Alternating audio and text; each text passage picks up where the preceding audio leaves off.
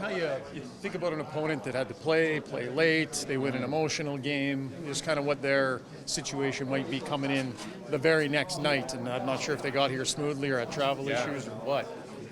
Yeah, I think you always complain when you're on the other end of it, being on a back-to-back and a team's waiting for you, right? So I think as the rare time when you are the team waiting, you have to take advantage of it and get on them early. But obviously they're coming off, like you said, an emotional win. They comeback win for them.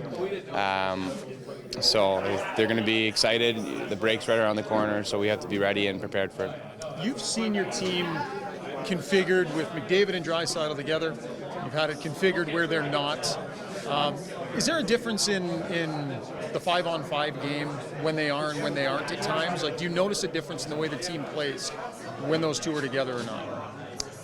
I don't know. It's tough to say. I think we change the lines up a lot. And I think it helps our team in a way when we kind of get rejuvenated. Sometimes they're apart, you put them together and then it creates a spark, or sometimes they're together and then you take them apart and then it creates a spark throughout the lineup. So I think it really depends on kind of the situation and the game, and I think last game obviously the line was split up, and I think it worked out. We had contributions from every line, and it was a great effort. And then there are times when you put them together and then they score 5 together and you win the game that way. So I think it's nice having the option to go on either way. And it seems to like when everybody is empowered and everybody's contributing, a bit of a different feel 5-on-5 for the group.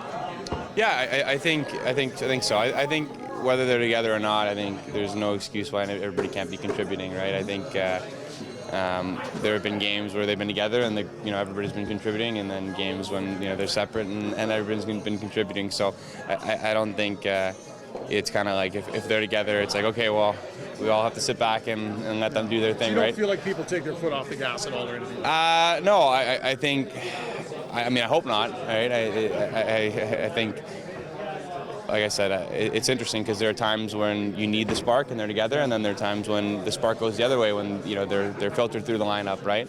And I think having Nuge playing the way he has been a huge help too. So he's been awesome. Dallas forces you to play a certain way to win. Yep. They're good.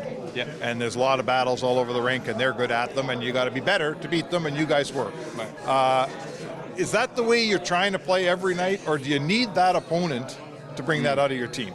Well, I think as a team and as you build your team, you hope that no matter what opponent you're playing, you're going to be able to kind of play your game and find out what your game is, right? And I think as you go through a season, you slowly begin to figure out what makes you successful. And obviously last game, playing against an opponent that doesn't give you much and that makes you play a certain way to win can help kind of help you to find and figure out what makes you successful, right? So I think that game against an opponent that's, I think they're first in their division or right there in a building that's traditionally really, really hard to play in. To be able to get a win like that and do it the way we did can definitely help us figure out exactly how we need to play moving forward. So when you play, not necessarily Vancouver, but the next team that plays a looser game and that wants to run and gun and all that, how do you recapture that game you played in Dallas?